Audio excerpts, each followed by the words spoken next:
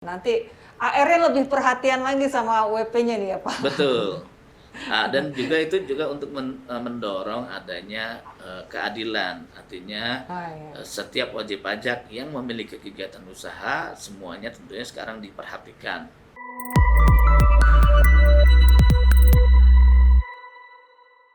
Halo kawan pajak, kembali bersama Jajak Podcast Jawara Jakarta Barat. Pada edisi podcast kita kali ini, kita mengundang tamu yang tidak kalah spesial dari podcast-podcast sebelumnya. Kali ini kita akan membahas tentang reorganisasi Direktorat Jenderal Pajak dan peringatan Hari Pajak yang jatuh pada tanggal 14 Juli 2021. Kita mengundang Kepala KPP Madya Jakarta Barat, Bapak Sulistyo Wibowo. Apa kabar Bapak? Selamat bergabung di Jajak Podcast Jawara Jakarta Barat. Ya, edisi podcast kali ini dalam situasi pandemi COVID-19 serta kita sedang menghadapi PPKM nih. Jadi pertemuan podcast kali ini kita tidak bisa bertemu secara tatap muka. Jadi pelaksanaan podcast kali ini dilangsungkan secara virtual ya Pak. Kita bertemu di udara nih, tapi kita mengharapkan supaya walaupun bertemunya secara virtual tidak mengurangi semangat kita untuk menyampaikan informasi yang penting bagi kawan pajak semua. Nah, edisi podcast kali ini di bulan Juli bertepatan dengan Hari Pajak. Mungkin Bapak boleh ceritakan sedikit Pak, sharing latar belakang peringatan Hari Pajak yang selalu diperingati oleh DJP setiap tanggal 14 Juli Pak. Monggo Pak. Terkait sejarah mengenai pajak, tentunya istilah pajak itu sendiri yang menjadi dasar mengapa kita perlu memperingati Hari Pajak. Nah, kata pajak itu sendiri pertama kali secara resmi itu terungkap pada saat adanya rancangan Undang-Undang Dasar kedua pada tanggal 14 Juli 1945. Jadi itulah yang selanjutnya kita pakai menjadi dasar untuk ditetapkan sebagai Hari Pajak. Iya, jadi Hari Pajak ini sudah seumuran kemerdekaan negara kita ya Pak, dari tahun 1945. Wah, berarti memang peranan pajak itu sangat penting bagi keberlangsungan negara kita ya Pak. Nah, dalam masa pandemi COVID ini Pak, tentunya pajak memegang peranan yang sangat krusial. Boleh Bapak sampaikan pada kawan pajak apa saja sih Pak peranan pajak dalam masa pandemi ini? Seperti yang sudah teman-teman ketahui semua bahwa intinya pajak itu digunakan untuk pembiayaan pemerintahan negara. Nah, pada tahun 2020 dan tahun 2021 di mana terjadi pandemi, tentunya sebagian besar dari anggaran belanja negara diarahkan untuk penanganan COVID. Nah, oleh karena itu sangat penting bagi kita untuk bisa menggunakan penerimaan tersebut untuk bisa merecovery ekonomi Indonesia. Dan teman-teman juga mungkin bisa ketahui bahwa di dalamnya banyak kebijakan-kebijakan yang tujuannya untuk menyelesaikan pandemi COVID dan sekaligus juga pemulihan ekonomi nasional. Iya, jadi kalau melihat dari struktur APBN ya Pak, pajak ini memegang peranan yang sangat besar ya. Kalau kita lihat di struktur APBN kita ya Pak, tahun 2021 kalau tidak salah pajak itu peranannya 83% ya Pak. Boleh Bapak sampaikan lagi nih Pak, peranan pajak dalam APBN kita ini Pak?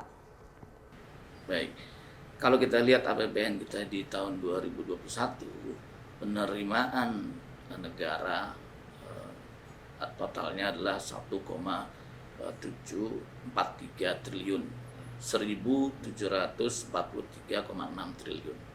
Nah, penerimaan pajak totalnya mencapai 1.444,5 triliun. Artinya 83% dari penerimaan negara berasal dari pajak.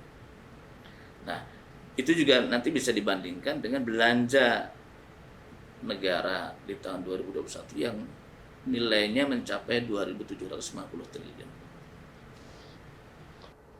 Wah, masih kurang berarti ya Pak dari target penerimaan negara untuk rencana belanja negara nih.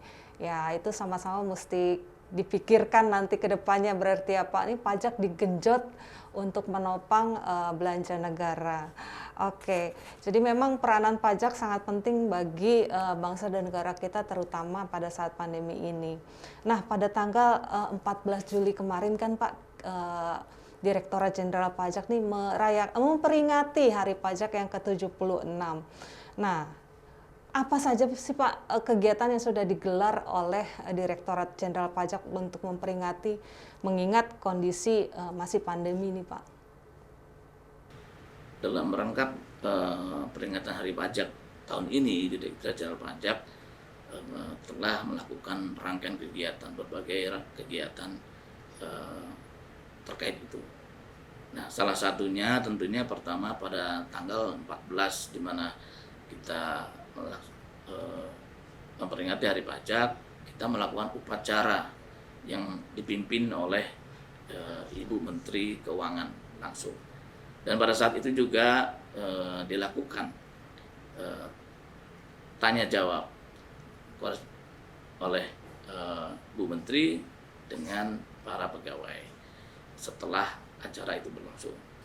Selain itu, untuk meningkatkan semangat para pegawai, tentunya juga bagi umat Muslim kita melakukan DJP bertilawah. Selain itu juga melakukan untuk yang Kristiani itu melakukan penguatan mental dan ibadah persekutuan ekumene. Dan itu merupakan salah satu bagian dari rangkaian kegiatan peringatan Hari Pajak. Iya, kalau lihat dari agendanya kantor pusat Direktorat Jenderal Pajak nih Pak, rangkaian kegiatannya itu banyak sekali ya Pak. Ada bedah buku, ada lomba-lomba juga ya Pak ya, yang dilaksanakannya secara virtual tapi tidak mengurangi semangat para pegawai untuk mengikutinya ya Pak ya. Kalau boleh saya kutip nih temanya Hari Pajak tahun ini adalah bersama pajak atasi pandemi pulihkan ekonomi ya Pak. Nah kalau dari Kanwil DJP Jakarta Barat serta KPP Madya sendiri Pak, kegiatan untuk memperingati Hari Pajak tahun ini seperti apa Pak? Ya, pada tanggal 9 Juli kemarin Kanwil DJP Jakarta Barat telah melakukan kegiatan bersama oleh Kanwil dan KPP berupa DJP Peduli yang intinya memberikan bantuan kepada para pegawai di lingkungan Kanwil DJP Jakarta Barat yang saat ini terpapar COVID-19 yang tentunya memerlukan logistik ya, antara lain makanan, obat-obatan, dan vitamin. Dan itu telah kita lakukan yang bertujuan agar para pegawai tetap semangat dan tentunya cepat kembali sembuh, sehat kembali dan dapat bekerja kembali sesuai dengan. Iya, jadi kita juga mengajak kawan pajak nih di seluruh Indonesia untuk mendoakan semua masyarakat yang saat ini sedang terpapar COVID ya, semoga cepat sembuh dan semoga pandemi ini cepat berlalu ya Pak ya. Itu doa kita sama-sama untuk bangsa dan negara kita ini. Oh ya Pak, di tahun 2021 ini DJP juga melaksanakan reorganisasi. Sebagai organisasi yang menghimpun penerimaan pajak tentu harus mempunyai agility dalam menghadapi perkembangan zaman. Nah, kemarin tanggal 24 Mei kan kita mengalami reorganisasi struktur organisasi. Mungkin bisa Bapak ceritakan latar belakangnya, Pak. Baik. Itu sebagai organisasi yang sangat penting, Direktorat Jenderal Pajak memang diharapkan bisa berkembang, bisa mengikuti kondisi ekonomi. Nah, oleh karena itu organisasi juga harus disiapkan sehingga bisa memenuhi kebutuhan tersebut. Dan ini tertuang dalam Keputusan Menteri Keuangan nomor 2210 tahun 2017 yang intinya adalah mengatur mengenai unit vertikal di Direktorat Jenderal Pajak. Nah, terkait dengan hal tersebut, maka di tahun 2021 telah ditetapkan SMO dan yang intinya merupakan pelaksanaan dari reorganisasi, bagian dari organisasi Direktorat Jenderal Pajak, ya, yang tujuannya untuk bisa memfokuskan kegiatan pelaksanaan administrasi wajib pajak yang lebih baik, yang bisa memberikan pelayanan yang lebih baik, dan tentunya juga bisa melakukan pengawasan yang lebih efektif. Iya, kalau tadi Bapak sampaikan SMO ya Pak. SMO itu sebetulnya apa sih Pak kalau dikaitkan dengan reorganisasi DJP ini Pak? Dengan adanya reorganisasi ini, kegiatan yang dilakukan oleh KPP dilakukan refocusing. Untuk KPP Madya besar, khusus Madya memang berfokus pada wajib pajak strategis yang total penerimaannya antara 80-85% dari seluruh penerimaan pajak. Nah, untuk KPP Pratama saat ini Direktur Jenderal Pajak mendorong agar kegiatannya difokuskan pada kegiatan kewilayahan yang intinya untuk melakukan penggalian data dan informasi, pemetaan wilayah, dan sekaligus juga untuk mendorong agar bisa didapatkan wajib pajak baru yang selama ini belum tertangani. Dan itu merupakan bagian dari strategi besar Direktorat Jenderal Pajak, mengingat penanganan wajib pajak harus lebih fokus sehingga sesuai dengan kondisinya. Tapi kalau untuk KPP sendiri Pak, dengan adanya SMO ini kira-kira dampaknya apa Pak? Untuk KPP Madya? Iya. Baik. Ya, KPP Madya saat ini sebetulnya sudah melakukan kegiatan yang intinya penggalian potensi bagi wajib pajak strategis. Nah, dengan adanya reorganisasi, maka skop yang dilakukan oleh KPP Madya diperluas, jumlah wajib pajaknya diperbanyak, sehingga cakupan pelayanan kepada wajib pajak juga lebih baik bagi wajib pajak besar.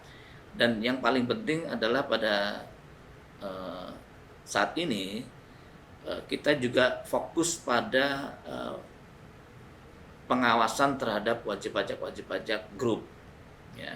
Khususnya wajib pajak yang memiliki transaksi dalam hubungan afiliasi. Nah, di dalamnya tentunya ada isu transfer pricing. Nah, ini merupakan isu yang sekarang ini sedang kita kedepankan, yang diharapkan tentunya bisa mengefektifkan pengawasan bagi wajib pajak. Iya. Jadi dengan reorganisasi ini KPP Madya lebih fokus lagi ya Pak, dengan dibentuknya semakin banyak KPP Madya, pengawasan terhadap wajib pajak pengampu sekitar 85% penerimaan ya Pak, lebih fokus. Nah, kalau untuk KPP Pratama sendiri Pak, dampaknya apa Pak ini dengan reorganisasi ini? Ada seksi yang hilangkah atau ada yang munculkah atau bagaimana Pak? Supaya kawan pajak semua tahu nih Pak.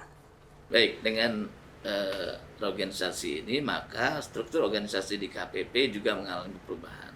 Khusus di KPP Pratama, seksi ekstensifikasi sudah tidak ada lagi. Fungsinya dilakukan oleh seksi-seksi yang terkait. Seksi pengawasan dan konsultasi diubah menjadi seksi pengawasan.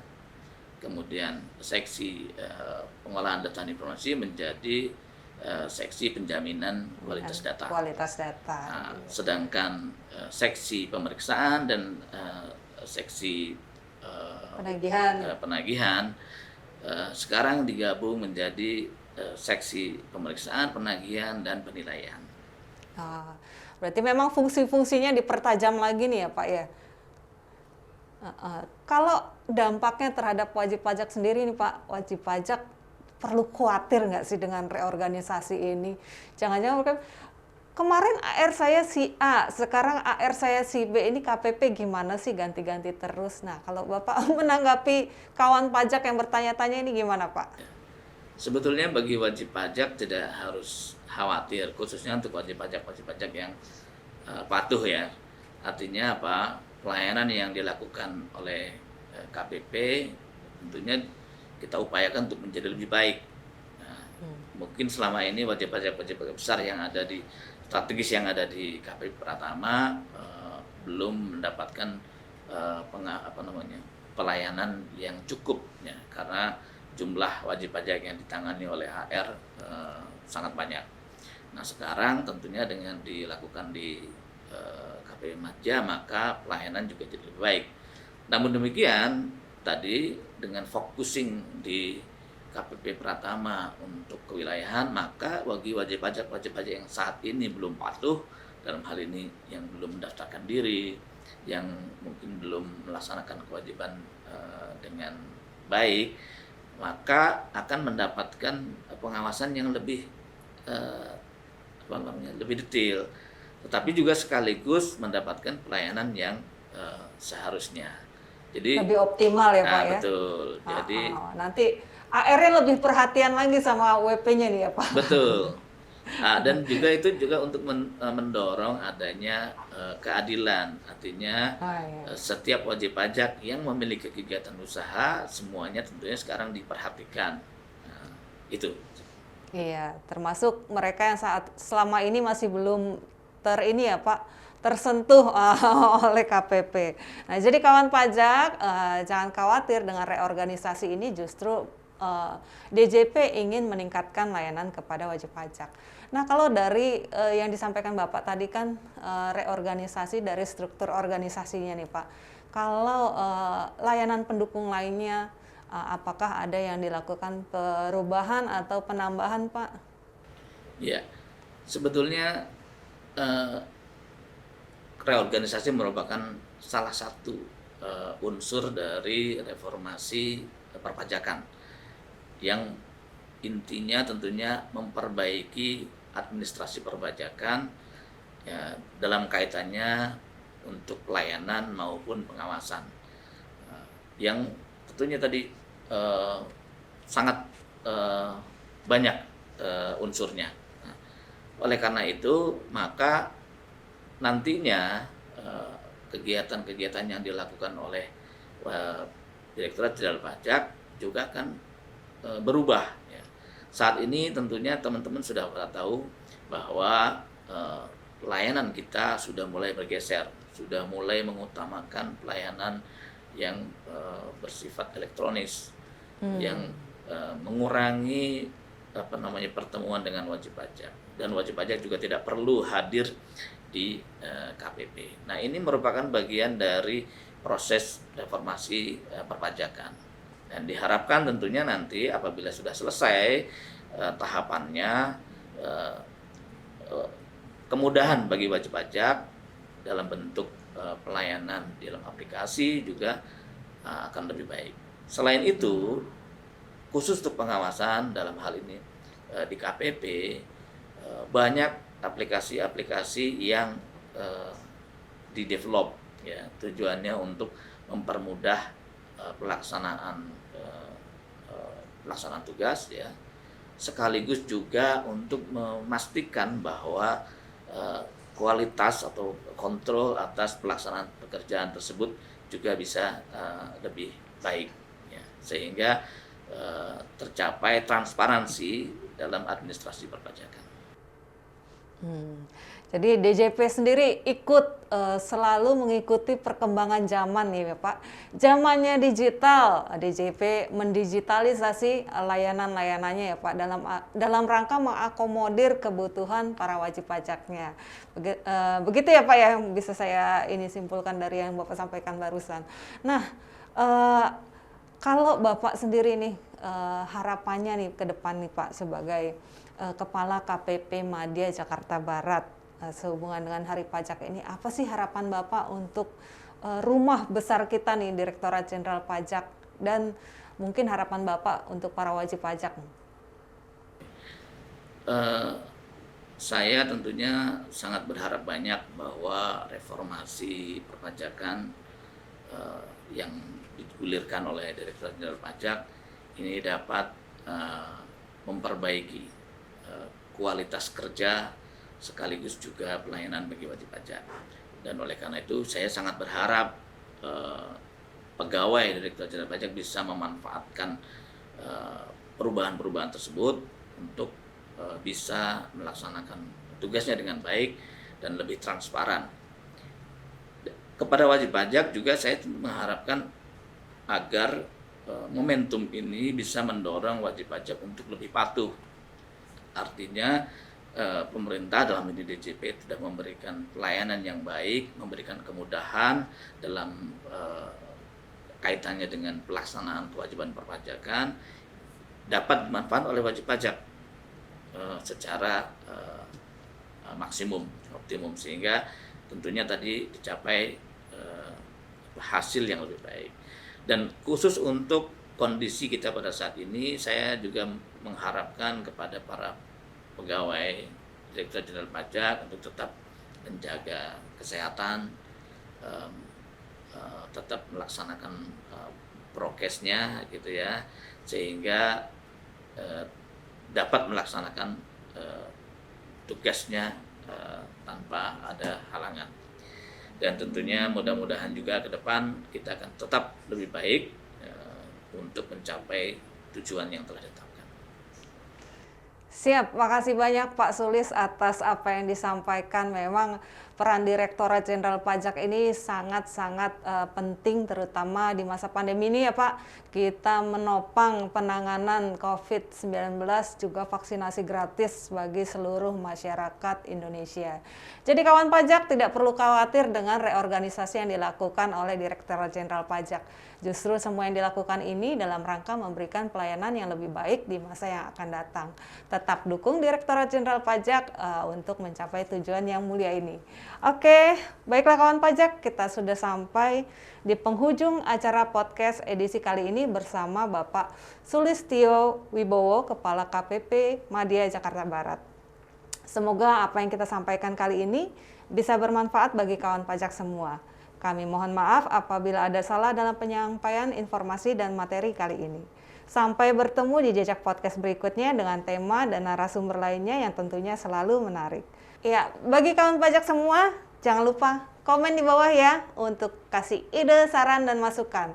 Kasih ide, kira-kira topik berikutnya mau apa, lalu mau undang narasumber siapa.